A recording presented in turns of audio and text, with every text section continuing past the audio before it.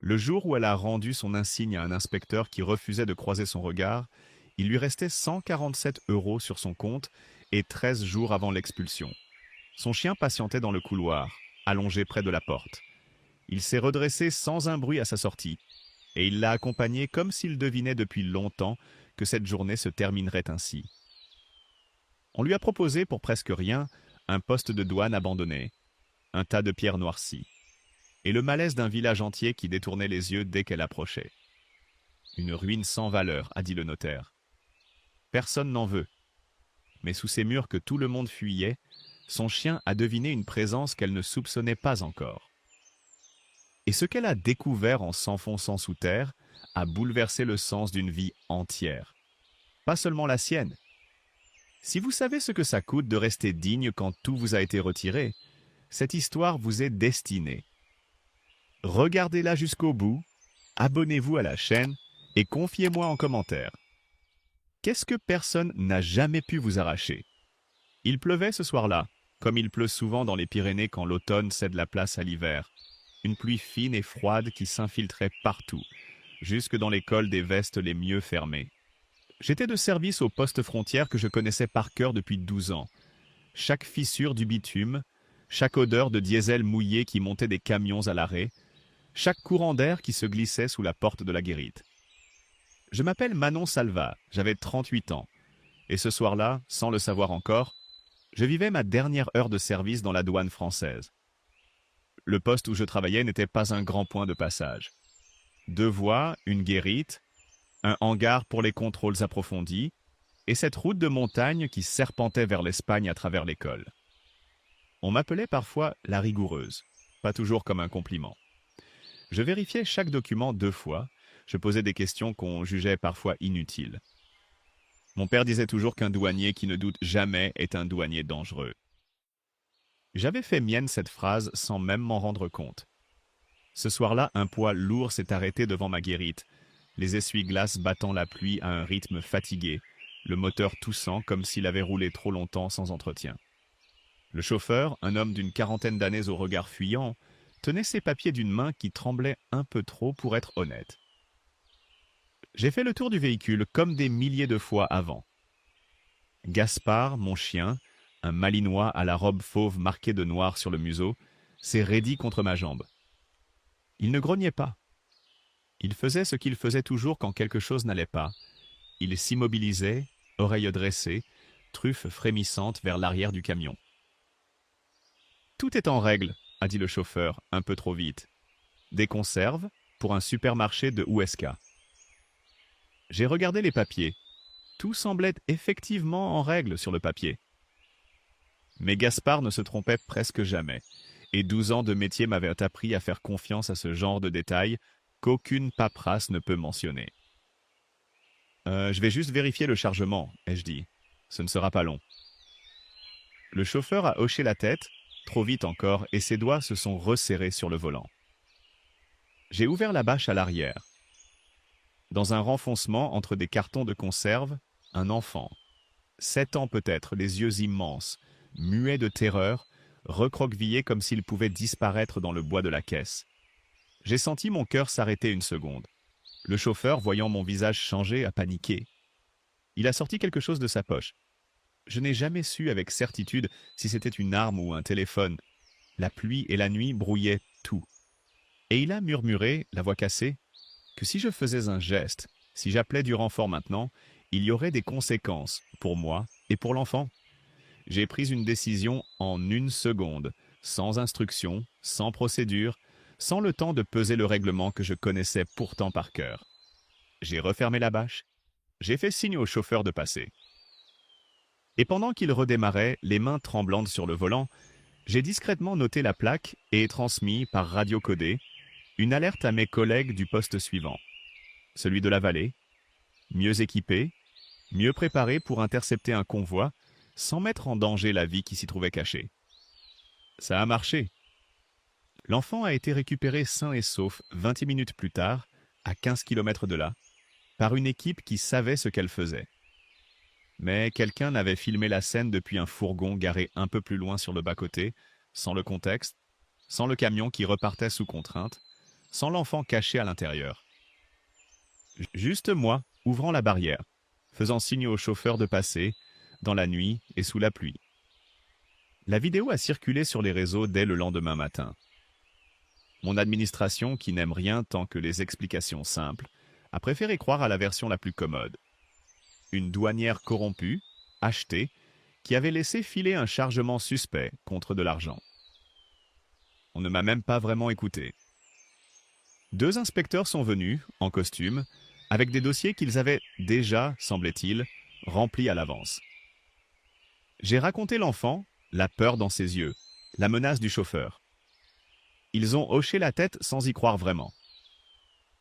La procédure aurait été d'appeler des renforts immédiatement, sur place, Madame Salvat, m'a dit l'un d'eux, un homme jeune que je n'avais jamais vu avant ce jour-là. Vous avez pris une décision seule. C'est ça, le problème? J'ai perdu mon insigne, mon salaire, et pire encore, la confiance de collègues avec qui j'avais passé des nuits entières sous la pluie, à partager un thermos de café trop fort et des silences qui en disaient plus que des mots. Yannick Rossi, mon ancien formateur, celui qui m'avait tout appris du métier, celui qui m'avait vu débuter, incertaine, 18 ans plus tôt, a plaidé ma cause devant la hiérarchie avec toute la force de ses 30 années de service. Il n'a rien pu faire. Je l'ai vu, ce jour-là, dans le couloir de la direction régionale, aussi impuissant que moi, les mains ouvertes en signe d'excuse, incapable de me regarder plus de quelques secondes. « Je suis désolé, Manon », a-t-il fini par dire, la voix basse. Je n'ai pas su les convaincre. « Tu as essayé, Yannick. Je sais que tu as essayé. » Il ne m'est resté que Gaspard. Lui aussi mis à la retraite, du jour au lendemain, parce qu'un chien retraité ne va pas sans son maître retraité. Nous sommes sortis du poste frontière ensemble, sous la même pluie fine, sans un mot, sans un regard en arrière vers le bâtiment où j'avais laissé 12 ans de ma vie. Gaspard marchait contre ma jambe, comme il le faisait toujours, comme s'il avait compris, lui aussi, que quelque chose venait de se refermer derrière nous. Les semaines qui ont suivi ressemblaient à une chute au ralenti. Plus de salaire, plus d'appartements de fonction, des économies qui fondaient plus vite que je ne l'aurais cru possible.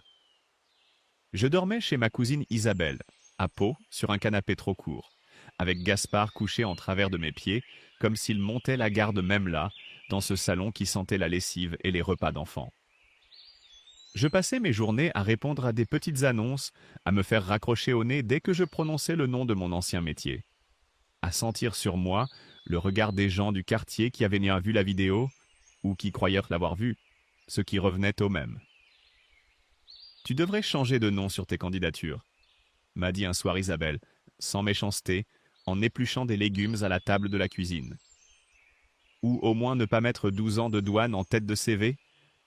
Je n'ai pas répondu. Je n'avais pas la force de lui expliquer que ce métier, ce n'était pas une ligne sur un CV, c'était toute ma vie, la seule chose que j'avais construite avec certitude depuis l'âge de 20 ans. C'est dans cette période, un matin gris de novembre, que le courrier est arrivé.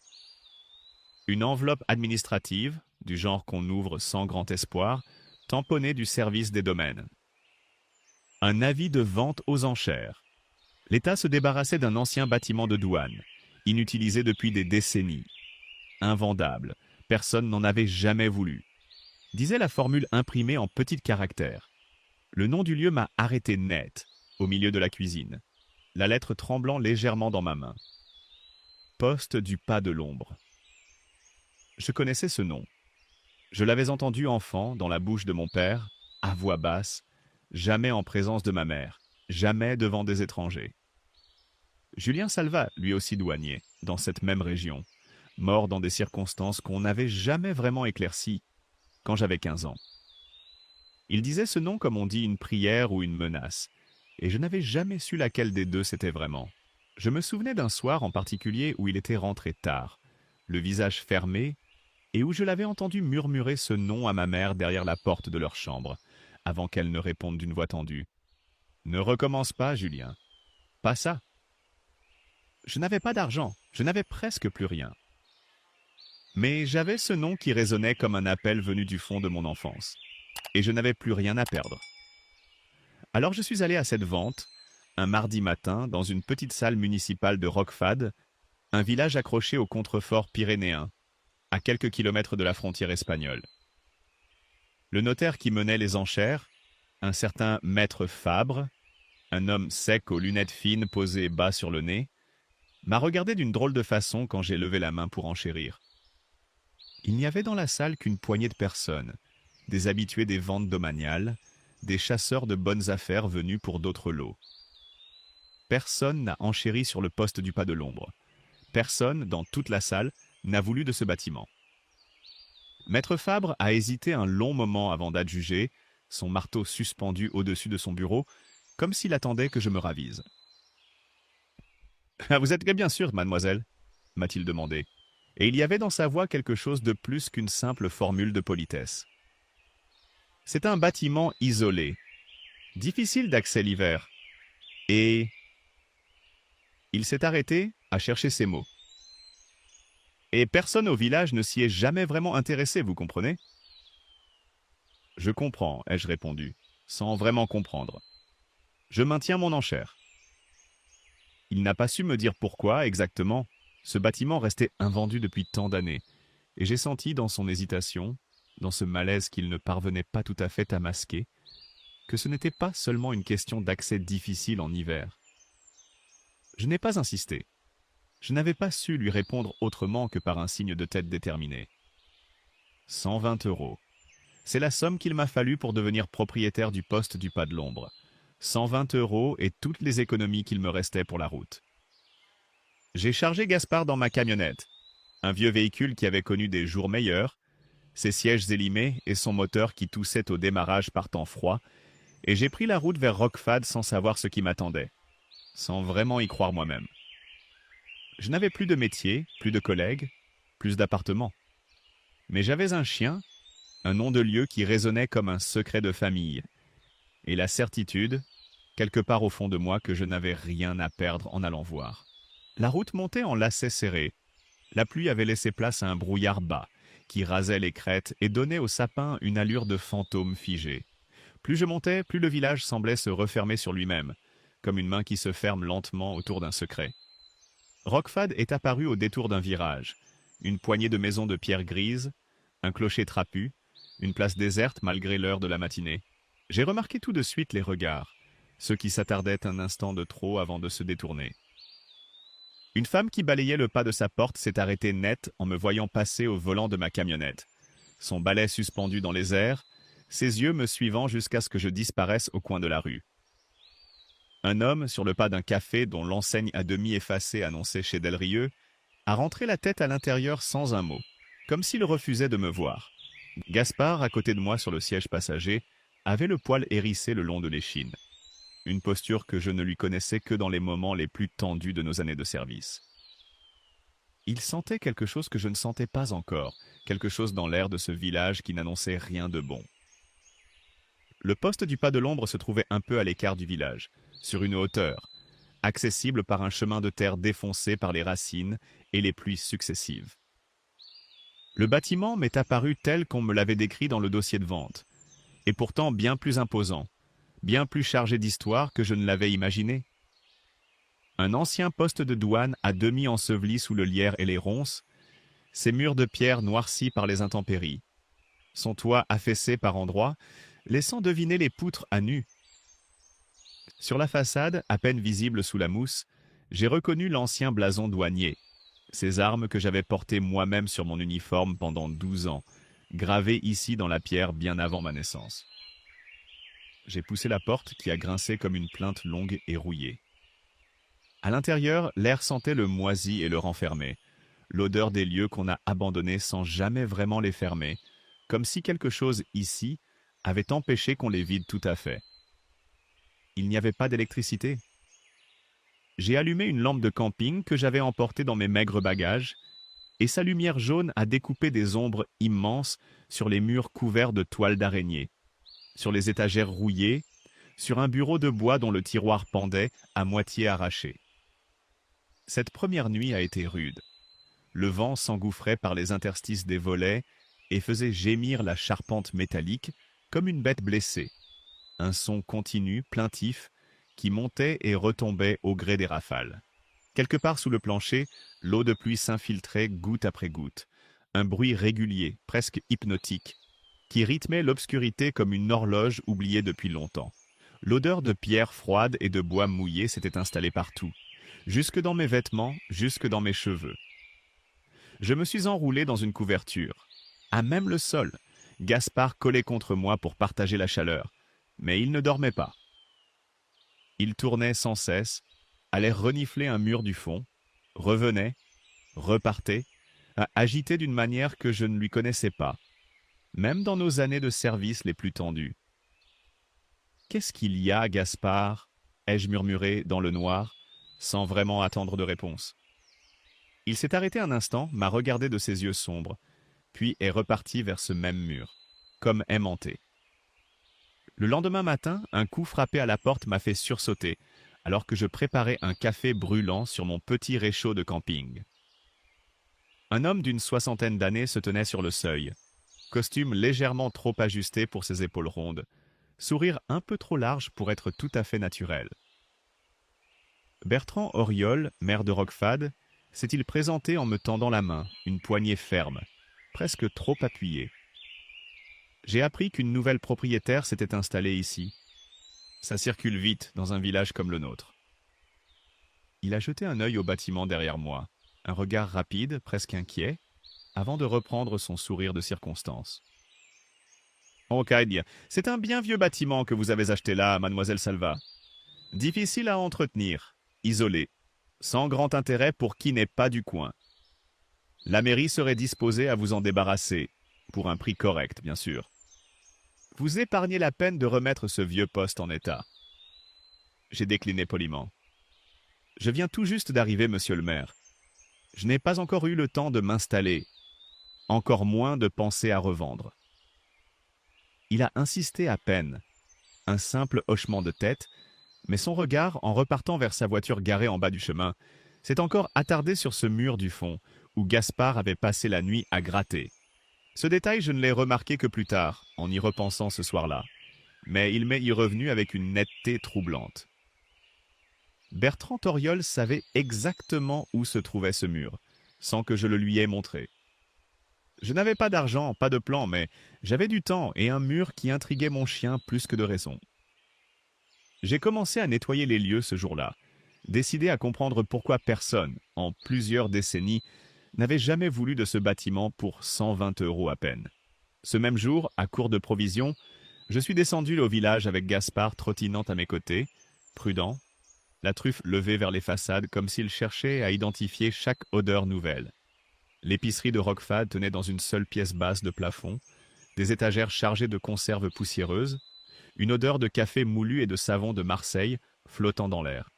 La commerçante, une femme d'une 50aine d'années au tablier fleuri, m'a servi sans un mot de trop, comptant ma monnaie avec une attention presque excessive, comme si elle cherchait à retarder le moment où je repartirais. « Vous êtes bien installé là-haut » m'a-t-elle finalement demandé, sans vraiment lever les yeux vers moi. « On s'installe » ai-je répondu. « C'est calme. » Trop calme pour certains. Elle a hésité, puis a ajouté plus bas. « Mon mari travaillait à la mairie, avant. Il ne parlait jamais de ce poste. Jamais. Même à moi. » Je n'ai pas su quoi répondre à cela. Elle m'a tendu mon sac de provisions et s'est détournée vers l'arrière-boutique, mettant fin, sans le dire, à notre échange. Dehors, sur la place, deux hommes âgés jouaient à la pétanque malgré le froid, et ils se sont arrêtés un instant pour me regarder passer, leurs boules suspendues dans leurs mains calleuses, avant de reprendre leur partie sans un mot. Ce silence, ce village entier semblait le pratiquer comme une langue à part entière. Une langue que je ne comprenais pas encore, mais que j'apprenais, jour après jour, à déchiffrer. Les jours suivants, je les ai passés à rendre le poste habitable, ou du moins vivable. J'ai bouché les fissures les plus larges avec ce que je trouvais. Réparé un carreau cassé avec du carton, monté un poêle à bois d'occasion trouvé dans une brocante à 30 km de là, le seul luxe que je me sois permis avec les quelques centaines d'euros que m'avait laissés une amie de longue date, prêtés sans qu'elle n'attende de retour immédiat. Gaspard, lui, avait pris l'habitude de faire le tour du bâtiment plusieurs fois par jour, comme une ronde qu'il s'imposait à lui-même, revenant toujours, immanquablement, s'asseoir devant ce même mur du fond, patient, comme s'il attendait que je comprenne enfin ce que lui savait déjà. En déplaçant une étagère métallique rongée par la rouille contre le mur du fond, j'ai découvert une surface différente du reste de la pièce. La pierre y était plus lisse, agencée avec un soin que le reste du bâtiment n'avait pas. Comme si quelqu'un, un jour, avait pris le temps de refermer ce mur avec un soin presque affectueux. Un sceau y était gravé, presque effacé par le temps, mais reconnaissable entre mille pour quiconque avait porté l'uniforme. Le sceau des douanes françaises, ancien modèle, de ceux qu'on n'utilisait plus depuis longtemps, remplacé depuis par des logos plus modernes, plus froids. Gaspard s'est jeté contre ce mur avec une frénésie que je ne lui avais jamais vue, même pas dans nos années de service les plus tendues, grattant la pierre de ses griffes, gémissant doucement, tournant en cercle avant de recommencer, encore et encore. J'ai posé la main sur son dos pour le calmer, sans succès. Doucement, mon grand. Laisse-moi regarder. J'ai passé la main sur la surface et j'ai senti, sous une fine couche de crépi effritée qui tombait comme une poussière fine sous mes doigts, les contours d'une trappe murée. Quelqu'un, un jour, avait scellé ce passage avec soin, pour qu'il ne s'ouvre plus jamais, ou du moins pour qu'il ne s'ouvre pas facilement. En grattant plus près du sol, à la lueur de ma lampe, j'ai trouvé des initiales gravées dans la pierre, à peine visibles sous des années de poussière et de toile d'araignée, mais suffisamment nettes, une fois dégagées, pour que mon cœur s'arrête une seconde entière. J.S. Les initiales de mon père.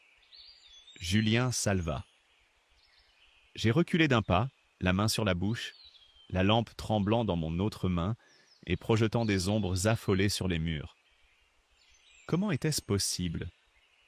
Mon père n'avait jamais parlé de ce lieu autrement qu'à voix basse, jamais devant témoin, jamais devant moi directement. Et voilà que ces initiales étaient gravées ici, dans ce bâtiment que personne n'avait voulu depuis des décennies, dans ce village qui semblait retenir son souffle chaque fois que je passais dans la rue.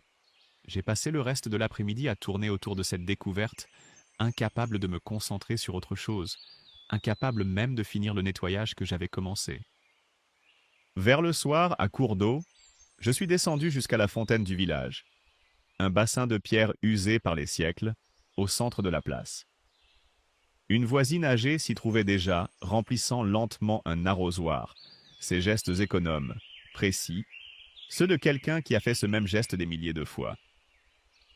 Elle m'a observé approcher avec une méfiance qu'elle ne cherchait pas vraiment à cacher, puis, quand je lui ai parlé du mur, de la trappe que j'avais découverte, son visage s'est fermé d'un coup, comme un volet qu'on rabat.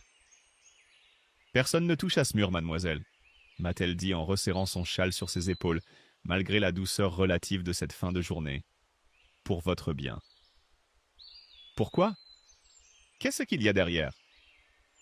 Elle a secoué la tête, a ramassé son arrosoir d'un geste sec. « Vous êtes la fille de Julien, n'est-ce pas? On voit le même regard. » Elle n'a rien voulu ajouter de plus, s'est éloignée d'un pas pressé vers sa maison, comme si elle regrettait déjà d'avoir parlé, comme si elle craignait qu'on l'ait entendue. J'ai passé la fin de cette journée-là dans un état second, incapable de chasser cette phrase de mon esprit. On voit le même regard. Cette femme avait connu mon père. Tout le village, sans doute, l'avait connu, et pourtant personne ne semblait vouloir en parler ouvertement. Cette nuit-là, malgré la peur qui me nouait le ventre, malgré les avertissements muets de cette vieille femme et le malaise persistant de maître Fabre au moment de la vente, j'ai pris un marteau et un burin trouvés dans une caisse à outils oubliée sous l'escalier, et j'ai décidé de briser le scellé. Gaspard s'est assis à côté de moi, immobile pour la première fois depuis notre arrivée, comme s'il savait que le moment était enfin venu, comme s'il avait attendu cela depuis que nous avions passé la porte du poste. Le mortier a cédé plus facilement que je ne l'aurais cru, s'effritant en larges plaques sous les coups répétés du burin, révélant peu à peu les contours d'une véritable trappe de pierre, munie d'un anneau de fer rouillé. Derrière elle, un escalier de pierre s'enfonçait dans le noir, ses marches usées par des passages que je ne pouvais que deviner.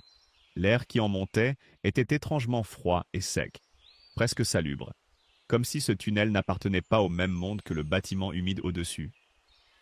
J'ai hésité un long moment sur la première marche, la lampe tremblant dans ma main, le cœur battant contre mes côtes comme il ne l'avait plus fait depuis des années. Avant de descendre, Gaspard collait contre mes jambes, son souffle chaud et régulier me rassurant plus que je ne l'aurais imaginé.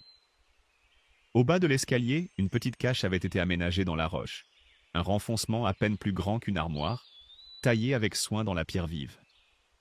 Et là, posé sur une pierre plate comme sur un autel, un carnet de cuir usé par le temps, les coins racornis, une lanière de cuir le fermant comme un secret qu'on aurait voulu protéger de l'humidité elle-même, et peut-être aussi des regards. Sur la première page, une écriture que j'aurais reconnue entre mille, penchée, appuyée, celle de mon père. Un titre, souligné 2 fois d'un trait ferme. Passage de l'ombre. J'ai remonté le carnet à la surface, incapable d'attendre, incapable de lire dans ce tunnel où l'air me semblait soudain trop rare, où le silence pesait d'une manière presque physique. Assise sur le sol de la pièce principale, ma lampe posée à côté de moi, Gaspard couché contre ma cuisse, sa tête posée sur mes genoux comme pour m'apporter du réconfort, avant même que je ne sache si j'en aurais besoin, j'ai commencé à lire les pages de mon père. Ce que j'ai découvert cette nuit-là a bouleversé l'image que j'avais de lui, patiemment construite depuis mon enfance. Dans sa jeunesse, bien avant ma naissance, à une époque où lui-même n'avait guère plus de 25 ans, Julien Salvat avait fait partie d'un réseau clandestin qui utilisait ce tunnel pour faire passer des réfugiés, à une époque où la frontière fermait des vies plutôt que de les protéger. Les pages parlèrent de nuits entières passées à guider des familles à travers la montagne sous la neige, de risques pris sans jamais en parler à personne, pas même à ma mère, écrivait-il, pour la protéger elle aussi de ce qu'il portait seul. Il décrivait des visages, des noms qu'il notait avec un soin presque religieux, comme s'il voulait que quelqu'un, un jour, se souvienne d'eux. Il parlait aussi de la peur, une peur qu'il n'avait jamais montrée devant moi, enfant, lui qui semblait toujours si calme, si sûr de lui derrière son uniforme. Une phrase, sur l'une des dernières pages que j'ai réussi à lire cette nuit-là, soulignée 3 fois d'un trait appuyé qui avait presque déchiré le papier, m'a glacé. Ce que j'ai caché doit rester caché. Pour ta sécurité. Elle s'adressait à moi, directement, comme s'il avait su, en écrivant ces lignes, que je les lirais un jour, bien après sa mort, dans ce même tunnel qu'il avait fréquenté toute sa jeunesse. Gaspard s'est soudain redressé, la truffe tendue vers l'entrée de la trappe encore ouverte derrière moi, un grondement sourd naissant dans sa gorge, un son que je ne lui avais entendu que rarement, réservé aux situations les plus sérieuses de nos années passées ensemble sur le terrain. Il avait senti quelque chose là-bas, dans le tunnel, une odeur trop récente pour appartenir au passé de mon père. Quelqu'un était descendu dans ce tunnel, et pas il y a des décennies. Il y a quelques jours, peut-être quelques heures à peine. Je n'ai pas dormi cette nuit-là, le carnet serré contre moi, comme on serre un objet trop précieux pour le lâcher, l'esprit traversé de questions sans réponse. Qui protégeait encore ce secret après tant d'années ? Qui descendait encore régulièrement dans ce tunnel que tout le village semblait vouloir oublier ? Et surtout, pourquoi maintenant, alors que je venais tout juste d'arriver, sentais-je déjà que je n'étais plus tout à fait en sécurité dans ma propre maison, celle que j'avais payée 120 € et qui commençait déjà à ressembler à bien plus qu'un simple toit ? Le lendemain matin m'a apporté sa première réponse, aussi silencieuse que menaçante.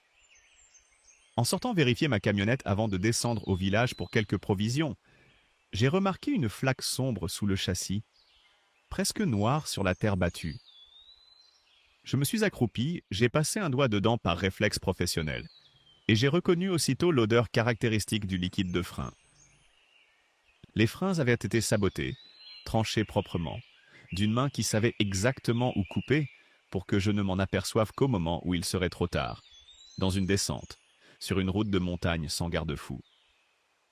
Je suis resté là, longtemps, accroupi près de la roue, à fixer cette flaque de liquide qui continuait de s'égoutter goutte après goutte, avec la certitude glaçante que ce n'était pas un accident, pas une pièce simplement usée, mais un avertissement, aussi clair qu'une menace prononcée à voix haute. Gaspard, à côté de moi, tournait autour du véhicule en reniflant chaque roue avec insistance, un grondement continu roulant dans sa gorge. Le soir même, en rentrant d'une longue marche jusqu'au garage le plus proche pour faire réparer les freins, une dépense que je ne pouvais pourtant pas me permettre, j'ai trouvé une enveloppe glissée sous ma porte, sans nom, sans timbre, déposée à la main pendant mon absence. À l'intérieur, quelques mots découpés dans un journal, collés sur une feuille blanche d'une écriture qui se voulait anonyme, presque théâtrale dans sa volonté d'intimider. Vends et oublie ce que tu as trouvé. J'ai retourné cette feuille dans tous les sens, cherchant un indice, une trace, quelque chose qui pourrait me dire qui, dans ce village en apparence si tranquille, était capable d'une chose pareille. Je n'ai rien trouvé, sinon la certitude renouvelée que quelqu'un, ici, surveillait mes moindres faits et gestes. Bertrand Toriol est revenu me voir dans les jours qui ont suivi. Plus insistant cette fois, son sourire un peu moins large qu'à notre première rencontre. Un peu plus tendu. « Vous devriez vraiment reconsidérer mon offre, mademoiselle Salva, » m'a-t-il dit, debout dans l'encadrement de ma porte, refusant presque d'entrer plus avant dans le bâtiment. Il y a des traditions dans ce village qu'il vaut mieux ne pas déranger, des habitudes anciennes. Vous n'êtes pas d'ici, vous ne pouvez pas comprendre. Quelle tradition, monsieur le maire? Qu'est-ce que je ne comprends pas exactement? Il a hésité, ses yeux fuyant les miens un bref instant. Certaines choses sont mieux laissées tranquilles, c'est tout ce que je peux vous dire. Pour votre bien. Cette phrase « pour votre bien », je l'avais déjà entendue, de la bouche de cette vieille femme à la fontaine, et l'entendre à nouveau dans la bouche du maire lui-même n'a fait qu'approfondir mon malaise. Je commençais à comprendre que ce village entier semblait protéger un secret bien plus grand que celui de mon père. Un secret dont on voulait me tenir éloigné à n'importe quel prix, par la menace si nécessaire. Seul Gaspard restait constant dans ce paysage d'incertitude grandissante, sa vigilance ne faiblissant jamais quand la nuit tombait, ses oreilles se dressant au moindre bruit venu du dehors, comme s'il avait repris, sans qu'on le lui demande, son ancien métier de sentinelle. Je le regardais, certains soirs, monter la garde près de la fenêtre sans volet, et je me disais que j'étais peut-être la seule personne, dans ce village entier, à qui il restait quelqu'un digne de confiance. Décidé à comprendre ce que le maire refusait de me dire ouvertement, je suis retourné voir maître Fabre à son étude, quelques jours après la lettre anonyme, espérant qu'il se montrerait plus loquace loin de la salle des ventes. Son bureau sentait le vieux papier et la cire à parquet, des dossiers empilés jusqu'au plafond derrière lui. « Je ne peux pas vous en dire plus que ce que je vous ai déjà dit, mademoiselle Salva, » m'a-t-il répondu, mal à l'aise, ses doigts pianotant sur son sous-main de cuir. Ce bâtiment a une histoire compliquée. Votre père en faisait partie, d'une certaine manière. C'est tout ce que je sais ou tout ce que je suis autorisé à savoir. Autorisé par qui? Il n'a pas répondu, s'est contenté de rassembler ses papiers d'un geste qui signifiait clairement que l'entretien touchait à sa fin. Je suis reparti sans réponse claire, mais avec la certitude renforcée que ce silence collectif n'était pas le fruit du hasard, qu'il obéissait à une règle tacite que tout le village semblait avoir apprise depuis longtemps, une règle que je n'étais pas encore en mesure de comprendre entièrement. En fouillant plus loin dans le tunnel les jours suivants, sous la lumière tremblante de ma lampe, avançant pas à pas dans ce boyau de pierre dont je ne connaissais pas encore toute l'étendue, j'ai trouvé une autre cache, plus profonde que la première, dissimulée derrière un renfoncement naturel de la roche. Des documents y étaient arrangés dans une boîte métallique presque entièrement rouillée, des relevés manuscrits, des colonnes de chiffres, des dates. Certains portaient la signature de mon père. Ils suggéraient que Julien avait reçu de l'argent, régulièrement, sur plusieurs années, de personnes dont les noms ne figuraient dans aucun registre officiel que je connaisse. Des sommes qui ne correspondaient à aucun salaire de douanier, versées à intervalles réguliers, presque mensuels pendant près de 10 ans. Le doute s'est installé en moi violemment, comme une lame froide qu'on enfonce lentement. Et si mon père n'avait pas été le héros discret que j'avais imaginé toute mon enfance, mais un homme corrompu, ayant lui aussi profité, à sa manière, d'un trafic qu'il prétendait combattre depuis l'autre côté de la barrière? Toute mon enfance, j'avais grandi dans l'ombre de ses leçons de droiture, de son silence qu'il présentait comme celui d'un homme intègre, économe de mots mais jamais de principes. Et si ce silence n'avait été, depuis le début, qu'une façon habile de cacher autre chose, quelque chose de bien moins glorieux, j'ai passé des heures, cette semaine-là, assise sur le sol froid du tunnel ou allongée sans sommeil dans la pièce du haut, à remonter mes souvenirs d'enfance, à les retourner dans tous les sens, cherchant les signes que j'aurais pu manquer sans le savoir. Les absences prolongées de mon père, qu'il expliquait toujours par des missions de service qu'il ne détaillait jamais. Les billets qu'il glissait parfois à ma mère sans explication, discrètement, comme s'il ne voulait pas que je les voie. Le silence pesant qui s'installait chaque fois que quelqu'un, à table, prononçait le nom de Roquefade, un silence que j'avais toujours mis, enfant, sur le compte d'une simple pudeur, et qui me semblait à présent chargé d'un tout autre poids.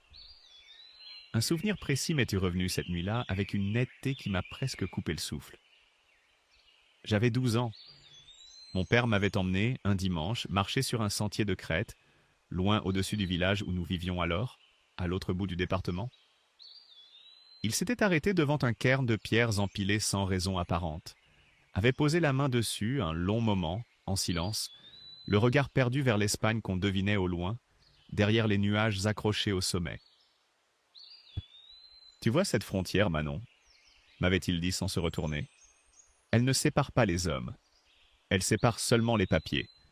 Ne l'oublie jamais. » Je n'avais pas compris, moi, à l'époque, la gravité de cette phrase, prononcée comme on confie un secret trop lourd pour un enfant de 12 ans. Je l'avais rangé, comme tant d'autres souvenirs de lui, dans cette catégorie floue des choses que disent les pères, sans qu'on sache toujours pourquoi. Aujourd'hui, assise dans ce tunnel qu'il avait fréquenté en secret, cette phrase prenait un sens tout autre, plus lourd, plus vrai. Je me souvenais aussi de sa mort cette nuit d'hiver où il n'était pas rentré. Ce message laconique qu'un collègue était venu porter à ma mère, parlant d'un accident de montagne, d'une chute qu'on n'avait jamais vraiment su expliquer. Personne n'avait retrouvé son corps avant plusieurs jours. Personne à l'époque n'avait posé les questions que je me posais aujourd'hui, 15 ans plus tard, seul dans ce bâtiment qu'il avait fréquenté en secret.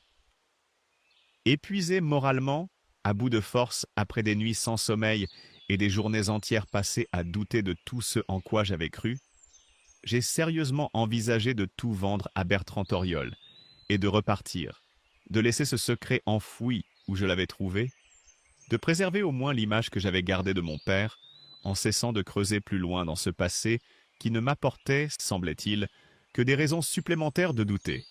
J'ai même préparé mes affaires un soir, ma valise ouverte sur le sol, prête à faire mes bagages dès le lendemain matin et à reprendre la route vers Pau, vers le canapé trop court de ma cousine, vers une vie plus simple, sans mystère, sans menace. C'est Gaspard qui m'en a empêché. Cette nuit-là, alors que je m'apprêtais à fermer définitivement la trappe du tunnel avant de partir, il a refusé obstinément de quitter l'entrée, couché en travers du passage, ses pattes croisées, me fixant d'un regard sombre et déterminé qui semblait me demander de ne pas abandonner maintenant, de ne pas fuir comme j'avais peut-être toujours eu envie de fuir au fond, depuis mon renvoi. « Pousse-toi, Gaspard » ai-je murmuré, la voix cassée par la fatigue. « On s'en va demain, c'est fini tout ça. » Il n'a pas bougé. Il a simplement posé sa tête sur ses pattes, sans quitter mes yeux, avec cette patience infinie qu'ont parfois les chiens quand ils savent, mieux que nous, ce dont nous avons besoin. Je me suis assise près de lui dans le noir, à même le sol froid de pierre, et j'ai compris que je ne pourrais pas partir sans savoir, que fuir maintenant reviendrait à abandonner mon père une seconde fois, sans même lui laisser la chance d'être défendu. Une nuit de plus, me suis-je dit, en caressant lentement la tête de Gaspard. Une seule nuit de plus pour comprendre. Cette nuit de plus a tout changé. Le lendemain matin, alors que je buvais un café amer devant le poste, encore hésitante sur la conduite à tenir, une femme que je n'avais jamais vue est apparue au bout du chemin. Un sac en bandoulière et un carnet de notes à la main, l'air déterminé de quelqu'un qui n'a pas fait tout ce chemin, à travers ce village méfiant, pour rien. « Manon Salva » m'a-t-elle demandé en s'approchant, sans attendre ma réponse pour poursuivre. « Je m'appelle Solène Imbert. Je suis journaliste. Je peux vous parler quelques minutes? C'est important. » J'ai hésité, la main resserrée sur ma tasse. « Important pour qui? » ?»« Pour vous, je crois. Et pour moi aussi, si je suis honnête. » Nous avons parlé pendant des heures, ce jour-là, assises sur les marches du poste, autour d'un second café que je n'avais pas vraiment les moyens de lui offrir, mais que j'ai partagé quand même, en cassant en deux le dernier morceau de pain que j'avais. Solène enquêtait depuis plusieurs mois sur un trafic transfrontalier qui, selon elle, restait actif dans cette région, malgré des décennies de surveillance officielle et de discours rassurants sur la sécurisation de la frontière. Le tunnel du pas de l'ombre, m'a-t-elle expliqué en feuilletant son carnet couvert de notes serrées, sert aujourd'hui aux frères Costa. Enzo et Dario Costa. Vous en avez entendu parler? Je n'en avais jamais entendu parler avant d'arriver à Rockfad, mais leur nom, prononcé par Solène avec une gravité particulière, m'a immédiatement mise mal à l'aise. Elle m'a expliqué qu'ils dirigeaient un réseau de contrebande redouté dans toute la région. Des hommes qui n'hésitèrent pas à recourir à la violence pour défendre leur route de passage, des marchandises qu'elle préférait ne pas détailler trop précisément tant qu'elle n'avait pas toutes les preuves en main. Le tunnel n'était donc pas seulement un vestige du passé de mon père, une relique enterrée depuis des décennies. Il était toujours utilisé aujourd'hui même pour faire transiter des marchandises illégales à travers la montagne, exactement comme il avait servi, autrefois, à faire passer des réfugiés vers la sécurité. En recoupant nos informations, penchés ensemble sur les documents que j'avais trouvés dans la cache, une hypothèse nouvelle a commencé à prendre forme entre nous, presque malgré nous. Et si l'argent trouvé dans les papiers de mon père n'était pas un pot de vin de contrebandier, comme je le craignais depuis des jours, mais autre chose, quelque chose de plus proche de ce qu'il avait fait dans sa jeunesse. J'ai entendu parler dans mes recherches d'un informateur, m'a dit Solène, sa voix baissant instinctivement, bien que nous soyons seuls. Quelqu'un qui aurait renseigné les autorités sur un réseau bien plus ancien, des années durant, au péril de sa vie. Personne n'a jamais révélé son identité. C'est resté un dossier fermé, classé, oublié. Cette possibilité a rouvert en moi une plaie que je croyais définitivement refermée par le doute des derniers jours. Et si mon père n'avait pas trahi, mais servi, en silence, au prix d'un secret qu'il ne pouvait confier à personne, pas même à sa propre fille, pour la protéger justement de ce que je découvrais aujourd'hui? Mais cette nouvelle piste avait un prix immédiat, et Solène ne m'a pas laissé l'ignorer. « Vous devez comprendre quelque chose, Manon », m'a-t-elle dit avec une gravité qui ne laissait aucune place au doute. En creusant ce dossier, en gardant ces documents chez vous, vous êtes devenu, vous aussi, une cible directe pour les frères Costa. Ce n'est plus une question de vieux secrets enterrés depuis 40 ans. C'est une menace réelle, présente, immédiate. Il faut que vous soyez prudente. Plus que prudente. J'ai appelé Yannick Rossi ce soir-là, la voix tremblante, pour la première fois depuis mon renvoi, incapable de porter seul le poids de ce que je venais d'apprendre. Il a écouté sans m'interrompre, et quand j'ai eu terminé, sa voix, au bout du fil, avait retrouvé cette assurance calme que je lui connaissais depuis toujours. « Ah, je viens demain, Manon. Ne bouge pas de là-bas cette nuit s'il le faut, mais reste sur tes gardes. Ferme bien la porte, et fais confiance à ton chien. Il a toujours eu plus de flair que nous tous réunis. » J'ai raccroché, un peu rassuré par sa promesse, mais la nuit suivante s'annonçait déjà, au loin, dans le ciel qui s'assombrissait au-dessus des crêtes bien avant l'heure habituelle, chargé d'un orage que je sentais venir dans mes os, comme une menace qui prenait enfin corps, une menace qui n'attendrait peut-être pas jusqu'au lendemain. L'orage a éclaté sur Rockfad avec une violence que je n'avais jamais connue en 12 ans passés dans ces montagnes, et pourtant j'en avais vu. Des tempêtes de frontières, de celles qui couchotent les sapins et transforment les torrents en rivières furieuses, en l'espace d'une heure. La pluie tombait à l'horizontale, portée par un vent qui hurlait entre les crêtes, arrachait les tuiles des toits du village en contrebas, et dans ce chaos, j'ai compris, trop tard, que les frères Costa avaient choisi cette nuit précisément parce qu'elle couvrirait le bruit de ce qu'ils s'apprêtaient à faire. Yannick n'était pas encore arrivé, retardé par des routes de montagne rendues impraticables par des chutes de pierres. M'avait-il prévenu par un dernier message avant que le réseau ne tombe complètement, victime de l'orage? J'étais seul dans le poste, avec Gaspard, la lampe vacillant sous les assauts du vent qui s'infiltrait par toutes les fissures du bâtiment. Inquiète de l'humidité qui s'infiltrait par endroits dans le tunnel, Craignant que l'eau ne finisse par endommager le carnet et les documents que j'y avais laissé le temps de décider quoi en faire, je suis descendu vérifier une galerie que je n'avais pas encore explorée complètement. Un boyau plus étroit qui s'enfonçait plus loin sous la montagne que je ne l'avais imaginé jusque-là. Je n'imaginais pas une seconde ce qui m'attendait. J'ai entendu un bruit sourd au-dessus de moi, un grondement mécanique qui n'avait rien de naturel, puis un second bruit, plus proche, plus terrifiant encore, qui a semblé venir de la montagne elle-même, comme si la roche tout entière se réveillait.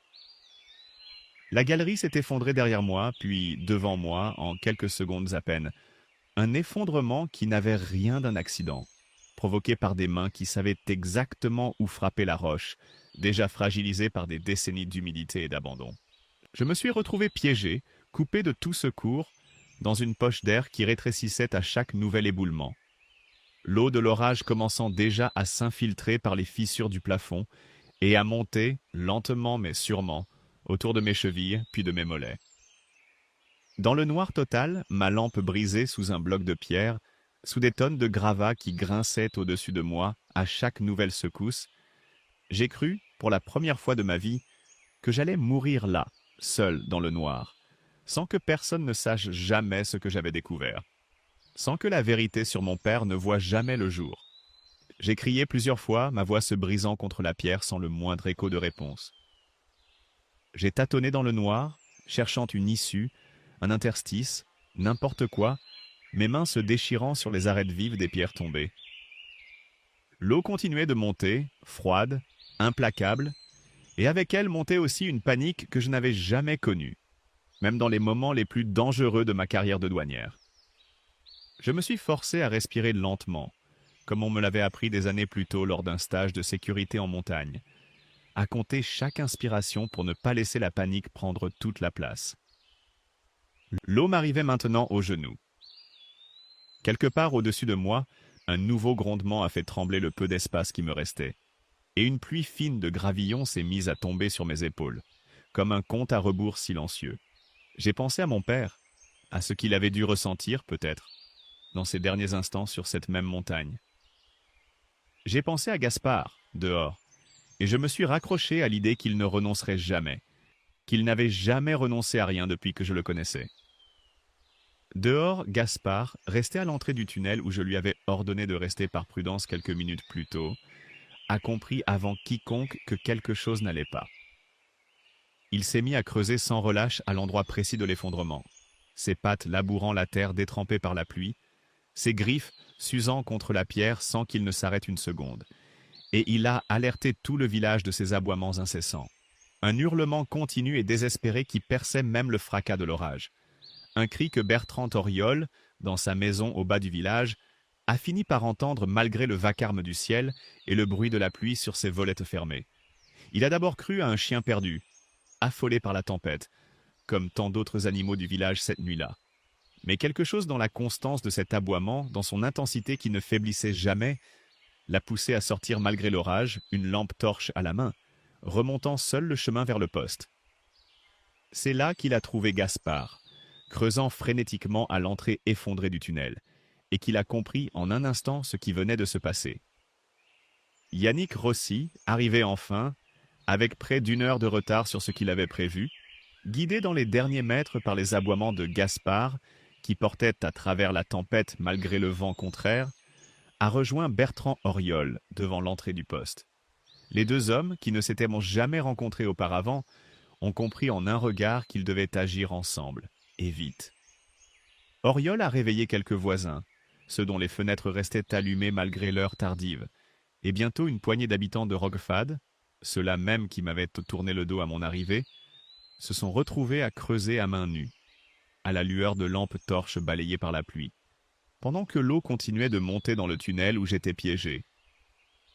Je me souviens avoir entendu, à travers les gravats, d'abord un grattement sourd, puis des voix étouffées, puis, plus distinctement, l'aboiement de Gaspard, toujours plus proche, toujours plus insistant, comme s'il refusait d'abandonner tant que je ne serais pas dehors.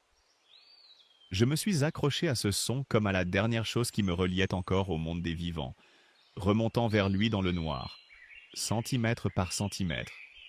poussant les pierres les plus légères de mes mains en sang. Elle est là. Je l'entends, a crié une voix que j'ai reconnue avec un immense soulagement, comme celle de Bertrand Auriol. Ils m'ont extraite in extremis, les mains en sang, trempées jusqu'aux os, grelottantes de froid et d'épuisement, à quelques minutes seulement d'une noyade, que personne, cette nuit-là, n'aurait pu prédire à l'avance avec certitude, tant l'eau était montée vite dans cette dernière poche d'air où j'avais failli passer mes dernières heures. Gaspard s'est jeté sur moi dès que j'ai émergé des décombres, sous la pluie battante, léchant mon visage couvert de boue, tremblant autant que moi, refusant de s'éloigner d'un pas alors que Yannick m'enveloppait dans une couverture de survie sortie de sa voiture. « Tu es folle d'être descendue seule cette nuit, m'a-t-il dit, la voix cassée par l'inquiétude autant que par l'effort. Complètement folle. Je sais, ai-je murmuré, à peine capable de parler tant mes dents claquaient. Je sais, Yannick. Dans les jours qui ont suivi cette nuit terrible, alors que je me remettais lentement, le corps couvert d'échymose et l'esprit encore hanté par ces minutes passées sous les gravats, tout s'est précipité avec une rapidité qui m'a presque donné le vertige.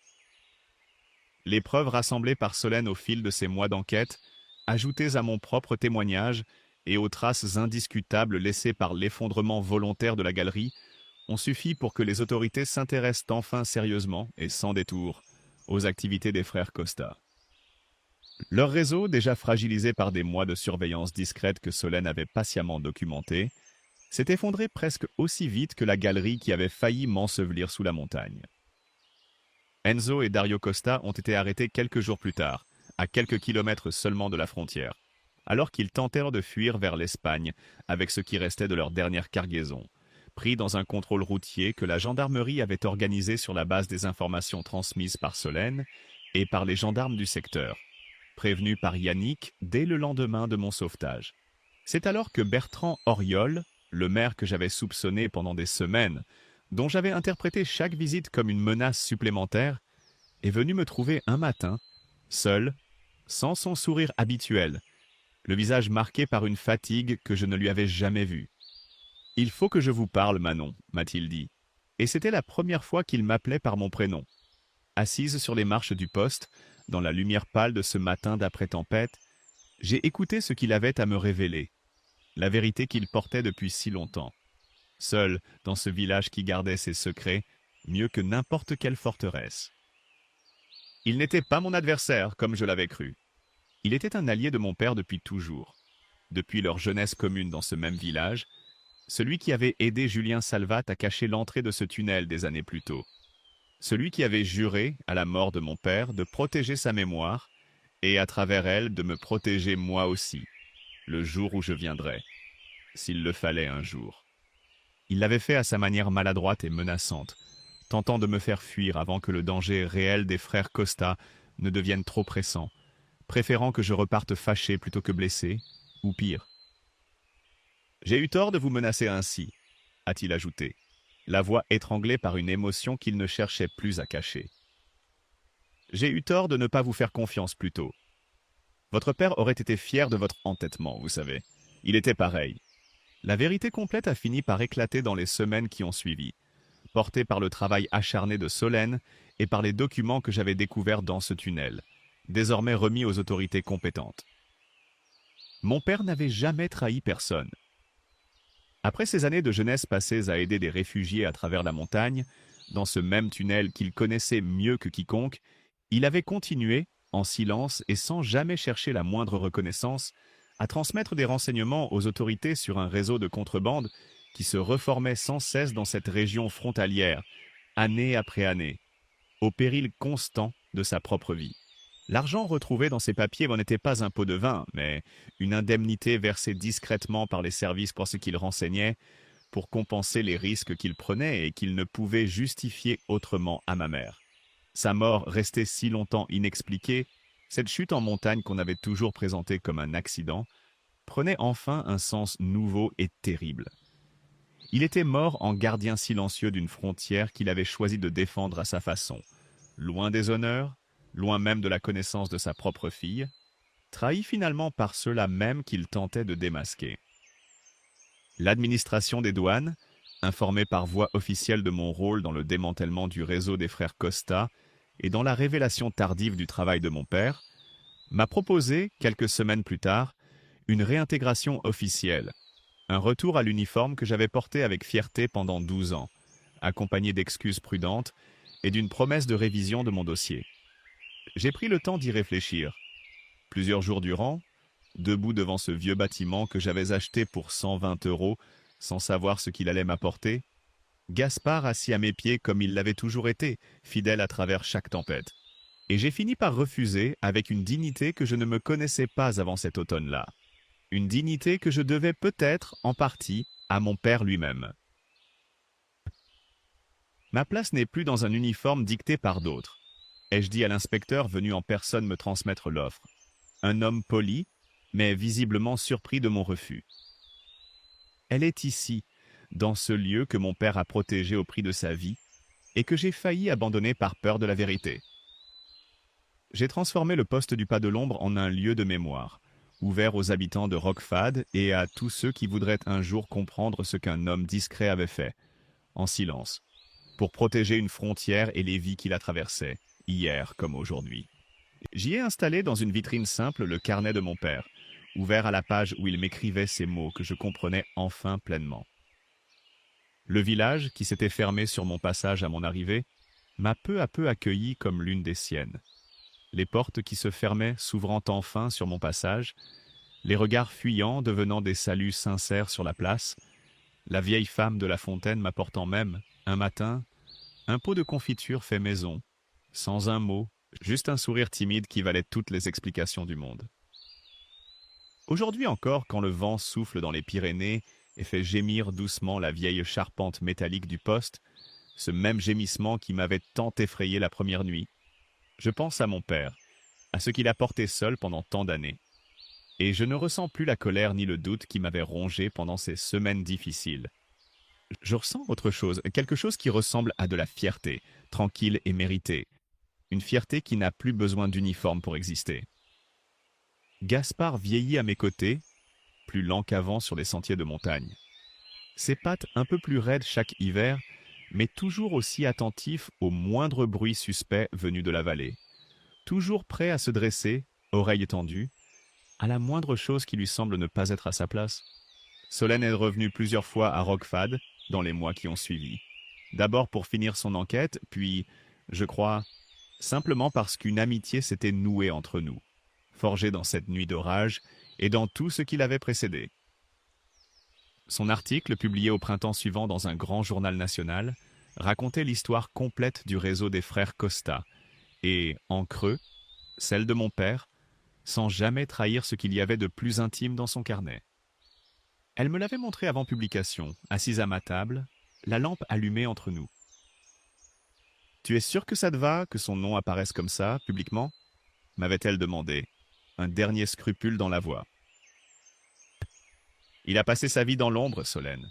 Je crois qu'il mérite une fois un peu de lumière. » Yannick, lui, a pris sa retraite l'année suivante, et il vient souvent, désormais, passer quelques jours au poste, à réparer ce que mes mains seules ne suffisent pas à réparer, à raconter à qui veut l'entendre, sur la place du village où on le connaît maintenant presque aussi bien que moi. Les histoires de ma jeunesse au poste frontière, celles qui me font encore rougir. Bertrand Auriol, de son côté, a fini par me confier, un soir d'été, la dernière lettre que mon père lui avait laissée avant sa mort.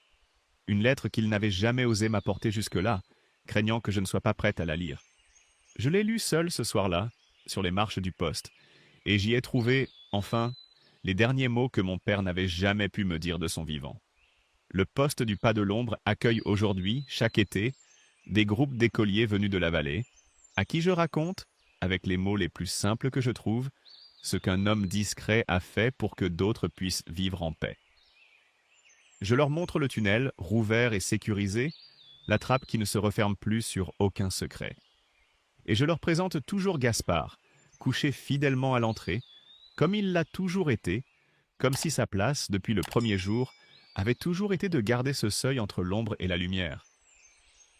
Nous avons trouvé, lui et moi, dans ce lieu que personne ne voulait, dans ce tunnel que tout un village avait juré de faire oublier, Ce que je cherchais sans le savoir depuis le jour où j'avais perdu mon insigne sous la pluie. Un endroit qui nous appartient vraiment, avec ses ombres et sa lumière, et qui enfin ressemble à un foyer.